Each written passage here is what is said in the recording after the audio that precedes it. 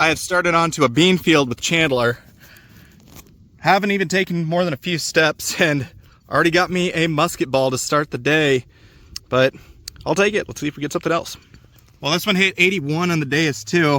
That can only mean one thing with a green coin like that. That is an Indian head penny.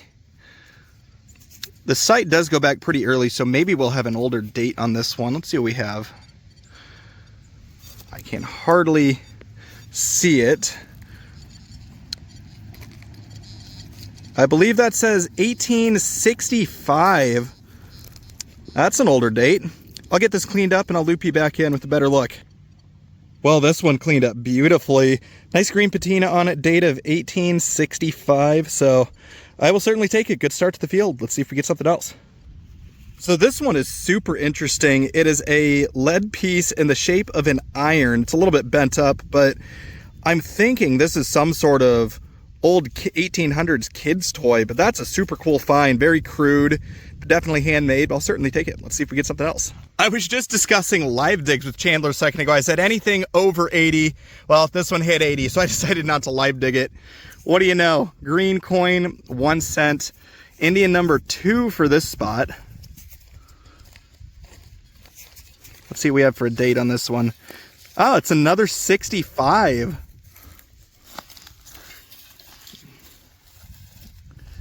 And this one is also in gorgeous condition. Perfect, beautiful green patina. But I will certainly take an Indian, so let's see if we get something else. Chandler's gonna live dig one. He's saying 84, 85. I think it's a piece of lead. Was it loud? Kinda. He said it was right on the surface. Maybe you'll have an Indian.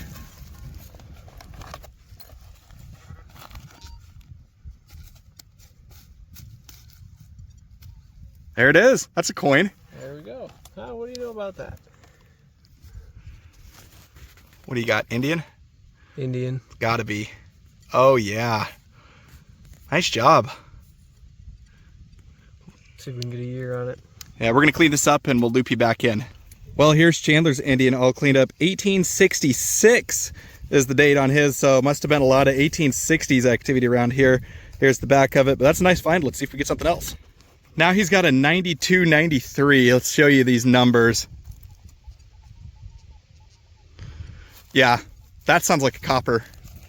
Go get it. It didn't sound very deep again, but it also sounds big.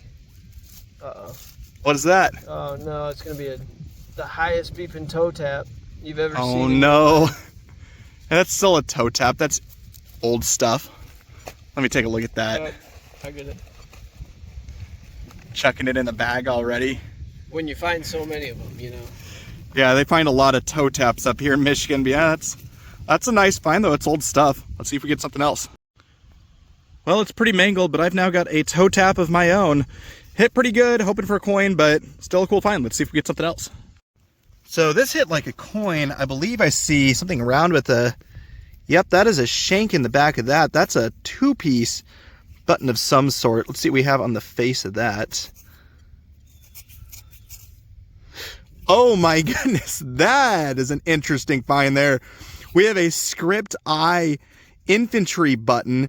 This would be Indian Wars era, possibly as late as the Civil War. I'll throw up a non-dug example with a date range next to it, but I'll clean this up a little bit and I will loop you back in.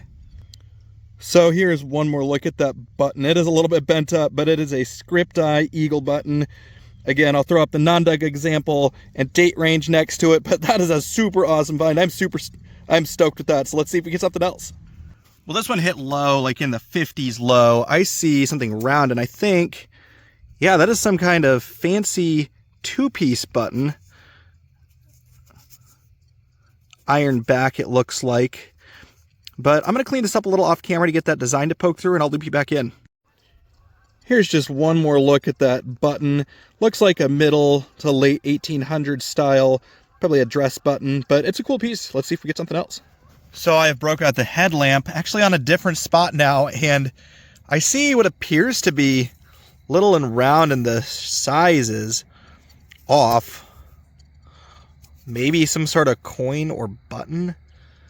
I can't tell from looking at this thing. It is smooth. Oh, it's a flat button is what that is. This is missing the shank on the back.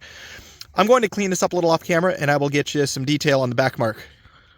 So here's the back of the flat button all cleaned up.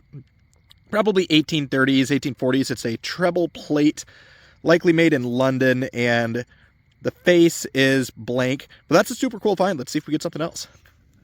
Well, this one was just absolutely tiny. I see a shank on the back, and we've got some sort of old button. Oh, that is a beautiful flower design on that one.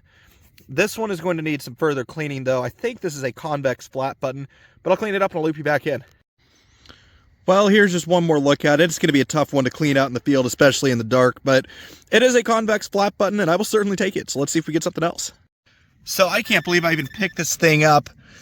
This thing is tiny. It's a little flat button way down deep, and looks to be a plain one with probably some sort of back mark. I do see a little bit of text. If I can clean it up, I will loop you back in. If not, it's cool, fine. Let's see if we get something else. Just pulled up a big square nail. I thought I had a high number down there. Well, turns out under the nail, I sure did. That is big, round, and green. Oh, would you look at that? 1 cent. We've got us a big copper. I think this will be a braided haired. Oh, it's a pretty green one too. This is actually my first large cent, U.S. large cent in I think 3 or 4 years now.